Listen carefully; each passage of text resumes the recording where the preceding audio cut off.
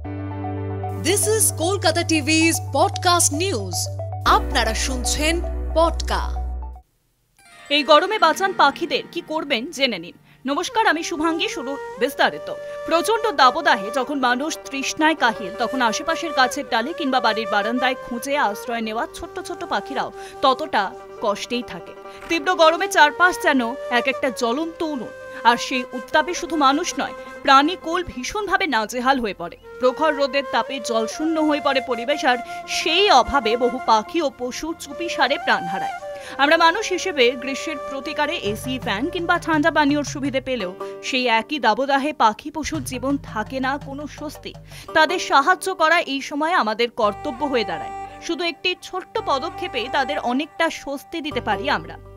আপনার ছাদ, বারান্দা বা জানলার পাশে একটি মাটি বা স্টিলের পাত্রে জল রেখে দিন। তবু গভীর নয়, খুব গভীর নয় এমন পাত্র ব্যবহার করুন যাতে ছোট পাখিরা পাত্রের কানায় বসে সহজেই জল খেতে পারে। রোজ দুপুরে এই জল কতটা উপকার করে তা দেখলে মন ভরে যাবে। আর বাড়ির বাইরে গেটের পাশে বা পাড়ার রাস্তায় একটিও জল ভরা পাত্র রাখলে পথের কুকুর, বিড়ালও জল পান করতে পারবে। শুধু জল নয়, চাই একটু আশ্রয় পর্যন্ত। আর এই গরমে পাখিদের পক্ষে বাসা বানানো খুব কষ্টকর। আপনি চাইলে বারান্দা বা গাছের ডালে ছোট্ট পাখির বাসা বানিয়ে দিতে পারেন। আজকাল অনলাইনেও সুন্দর সব পাখির বাসা কিনতে পাওয়া যায়, সেগুলো ঝুলিয়ে রাখলে পাখিরা নিরাপদে আশ্রয় পায়। এছাড়াও পথের পশুদের জন্য খাবারের বন্দোবস্ত করতে পারেন। দই ভাত, জলে ভেজানো রুটি, সেদ্ধ ডিম কিংবা বিস্কুট কুকুরদের দিন। গরুদের জন্য কলা বা তরমুজের খোসাও খুব উপকারী।